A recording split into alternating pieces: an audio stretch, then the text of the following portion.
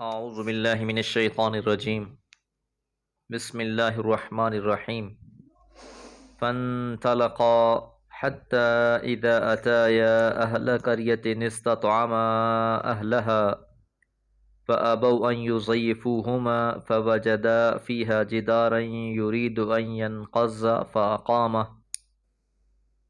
قال لو شئت لاتخذت عليهم اجرا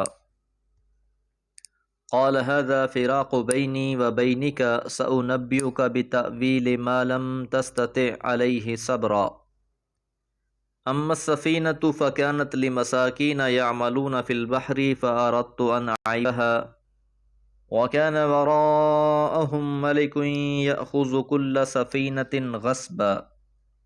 سورہ کہف آیات 77 سے 79۔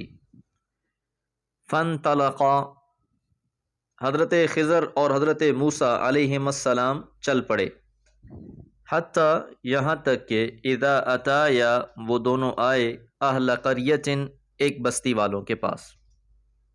جب آپ اس بستی والوں کے پاس پہنچے، استطعما اہلہا تو آپ نے کھانا طلب کیا اس بستی والوں سے۔ آپ دونوں چلتے چلتے ایک بستی تک پہنچے، بھوکے تھے، اس وجہ سے بستی والوں سے کچھ کھلانے کی فرمائش کی۔ دستور یہی رہا ہے کہ شریف لوگ بن کہے بھی مسافروں کی میزبانی ایک سعادت سمجھتے ہیں، اور ویسے بھی مقیم لوگوں پر یہ حق ہوتا ہے کہ اگر کوئی شخص اجنبی مسافر آ جائے تو اس کے رہنے اور کھانے کا انتظام کریں۔ اس لحاظ سے عرب لوگوں کی سخاوت بڑی مشہور ہے کہ اگر وہ کہیں آباد ہوتے تھے تو پہاڑی کے اونچے ٹیلے پر آگ جلا دیتے تھے کہ اگر کہیں دور سے بھی کسی مسافر کا گزر ہو تو اس کی میزبانی کا ہمیں شرف حاصل ہو جائے۔ لیکن جس بستی میں یہ دونوں پہنچے تھے، فَأَبَوْا، پس انہوں نے انکار کر دیا، یعنی بستی والوں نے انکار کر دیا، أَن يُضَيِّفُوهُمَا، کہ وہ ان دونوں کی ضیافت کریں۔ بڑے ہی عجیب لوگ تھے، ضیافت کرنے سے ہی انکار کر دیا۔ فَوَجَدَا، پس ان دونوں نے پایا، فیہا، اس بستی میں، جداراً، ایک دیوار کو، یرید ان ینقض، وہ گھرا ہی چاہتی تھی، فاقامہ، پس اس دیوار کو کھڑا کر دیا، اس دیوار کو تعمیر کر دیا۔ تو حضرت موسیٰ علیہ السلام نے اس بات پر کہ ایک طرف تو بستی والوں کا رویہ بڑا عجیب ہے، ایک طرف تو ان لوگوں نے ہماری مہمان نوازی کا خیال نہیں رکھا، دوسرا آپ نے بلا اجرت ان لوگوں کی دیوار تعمیر کر دی، تو اس لیے فرمایا، قال، آپ نے فرمایا، لو شئت، اگر تم چاہتے، لاتخذت، تو ضرور لے لیتے، علیہ، اس کام پر، اجرا، مزدوری، کہ محنت تو کر ہی رہے ہیں تو اس کا صلہ مل جاتا ہمیں۔ حضرت موسیٰ علیہ السلام نے جب یہ بات کہی، قال، تو حضرت خضر نے فرمایا، ھذا فراق بینی و بینک، ھذا فراق، بس یہ جدائی ہے، بینی، میرے درمیان، و بینک، اور تیرے درمیان میں۔ یاد رہے کہ حضرت موسیٰ علیہ السلام نے خود یہ بات ارشاد فرمائی تھی کہ اب اگر میں تم سے کسی بارے میں سوال کروں تو اس کے بعد آپ مجھے ساتھ مت رکھیے گا، آپ میری جانب سے حد عذر کو پہنچ جائیں گے۔ لہذا جیسے ہی حضرت موسیٰ علیہ السلام نے یہ بات کہی، حضرت خضر علیہ السلام نے یہ بات واضح کر دی کہ بس اب تمہارے اور میرے درمیان میں جدائی ہے۔ سأنبئک، ان قریب میں تمہیں خبر دوں گا، بتأویل، تعبیر کی، ما لم تستطع علیہ صبرا، ان کاموں کے بارے میں جس پر تم صبر نہیں کر سکے۔ تو حضرت خضر علیہ السلام نے فرما دیا کہ اب میں ان باتوں کی تمہیں حقیقت بتاؤں گا جن پر تم نے صبر نہیں کیا۔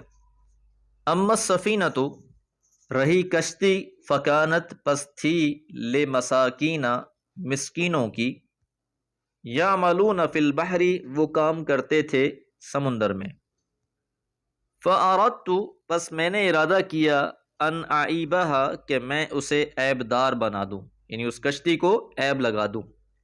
وکان وراءہم ملک، وکان، اور تھا، وراءہم، ان کے پیچھے، ملک، بادشاہ۔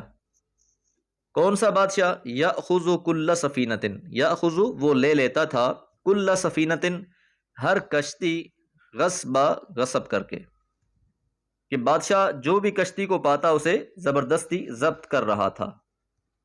تو اب کشتی کے اندر چھید کرنے کی حکمت یہ بتائی کہ یہ کشتی مسکینوں کی تھی، غریب لوگ تھے جو اسی کے ذریعے سے دریا میں محنت اور مزدوری کر کے اپنا پیٹ پالتے تھے۔ پر ایک بادشاہ تھا جو علاقے کی تمام کشتیوں کو جو بھی بے عیب تھیں اپنے قبضے میں لے رہا تھا۔ تو اس کشتی کو عیب دار کرنے کا مقصد یہ تھا کہ بادشاہ اپنے مقصد کے لیے اس کو ناکارہ سمجھ کر اس پر قبضہ نہ کرے اور یہ غریب اپنی معاش کے اس واحد ذریعے سے محروم نہ ہو جائیں۔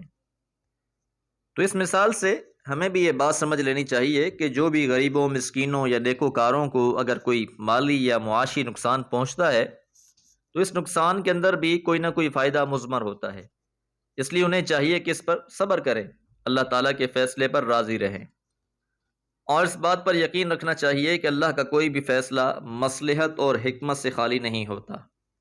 وما علیہ الا البلاغ۔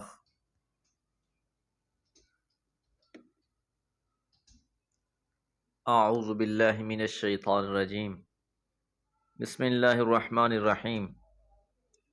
وَأَمَّا الْغُلَامُ فَكَانَ أَبَوَاهُ مُؤْمِنَيْنِ فَخَشِينَا أَن يُرْهِقَهُمَا طُغْيَانًا وَكُفْرًا فَأَرَدْنَا أَن يُبْدِلَهُمَا رَبُّهُمَا خَيْرًا مِّنْهُ زَكَاةً وَأَقْرَبَ رُحْمًا وَأَمَّا الْجِدَارُ فَكَانَ لِغُلَامَيْنِ يَتِيمَيْنِ فِي الْمَدِينَةِ وَكَانَ تَحْتَهُ كَنْزٌ لَّهُمَا وَكَانَ أَبُوهُمَا صَالِحًا فأراد ربك أن يبلغا أشدهما ويستخرجا كنزهما رحمة من ربك وما فعلته عن أمري ذلك تأويل ما لم تستطع عليه صبرا۔ سورہ کہف آیات 80 سے 82۔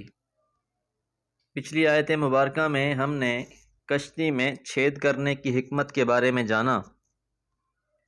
آگے فرمایا وَأَمَّا الْغُلَامُ، رہا وہ لڑکا، فَكَانَ أَبَوَاهُ، پس تھے اس کے والدین، مؤمنین، مومن، ایمان والے، فَخَشِينَا، پس ہمیں اندیشہ ہوا، أَن يُرْهِقَهُمَا، کہ وہ مشکل میں مبتلا کر دے ان دونوں کو، طغیاناً، سرکشی کی وجہ سے، وکفرا، اور ناشکری کی وجہ سے۔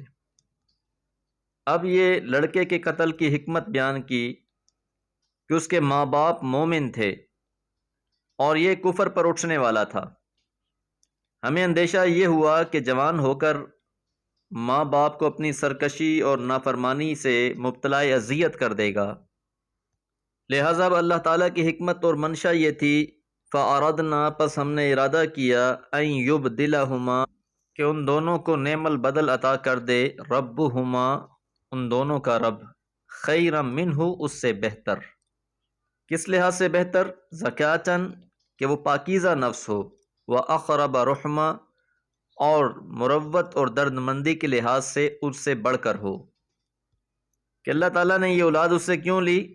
اس کی حکمت یہ تھی کہ اس کے بجائے اللہ تعالیٰ ان کو نیک اور صالح اولاد عطا فرمائے، اس سرکش اور نافرمان کی جگہ ان کو ایسی اولاد دے جو پاک نفس اور ہمدردی کرنے والی ہو۔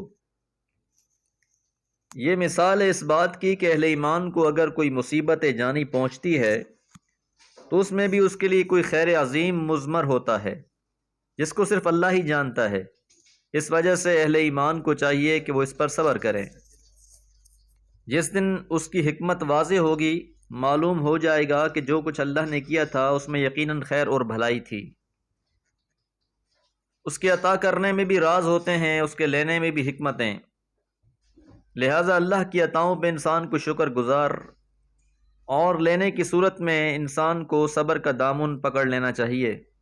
اب تیسری بات کہ وہ بستی والے جو ان کو کھانا کھلانے پر بھی تیار نہیں تھے، وہاں ایک دیوار کی تعمیر کی گئی، تو اس کے بارے میں فرمایا حضرت خضر نے وَأَمَّا الْجِدَارُ، پس رہی دیوار، فَكَانَ، پس وہ تھی، لِغُلَامَيْنِ، دو لڑکوں کے لیے، یتیمین، جو یتیم تھے، فی المدینتی، اس شہر میں، وَكَانَ تَحْتَهُ، اور تھا اس کے نیچے، یعنی اس دیوار کے نیچے، کنز لہما، ان دونوں کا خزانہ، وَكَانَ أَبُوهُمَا، اور تھے ان کے والد، صالحاً، نیک انسان۔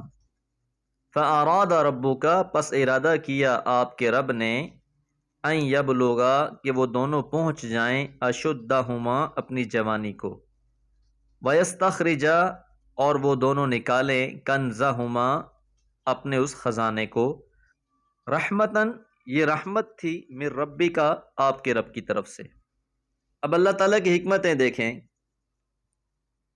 کہ وہ دیوار دو یتیموں کی تھی اور ان کا جو باپ تھا وہ ایک نہایت نیک آدمی تھا، اس کے نیچے ایک دفینہ محفوظ تھا۔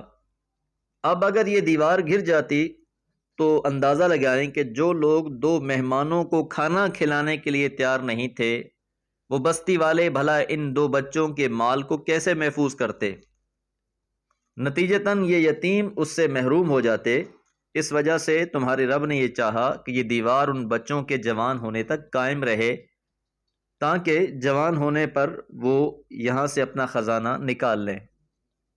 تو در حقیقت اللہ تعالیٰ نے ان یتیموں پر یہ رحم کیا ہوا تھا۔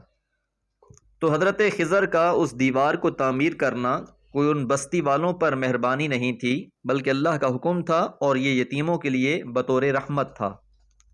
ساتھ ہی حضرت خضر نے یہ بھی فرما دیا وما فعلتہ عن امری میں نے نہیں کیا یہ سارا کچھ اپنی رائے سے بلکہ یہ تو اللہ تعالیٰ کی منشا تھی، مرضی تھی، اس کے مطابق میں سب کچھ کرتا گیا۔ ذالک تعویل اور یہ تعبیر ہے، حقیقت ہے، ما لم تستطع علیہ صبرا جس پر تم صبر نہیں کر سکے۔ تو یہاں حضرت خضر علیہ السلام نے یہ تصریح فرما دی کہ ان کاموں میں سے کوئی بھی کام میں نے اپنی مرضی سے نہیں کیا بلکہ اللہ کے حکم سے کیا ہے۔ دعا ہے اللہ تعالی ہم سب کو اپنی رضا پر راضی ہونے والا بنائے۔ وما علیہ الا البلاغ۔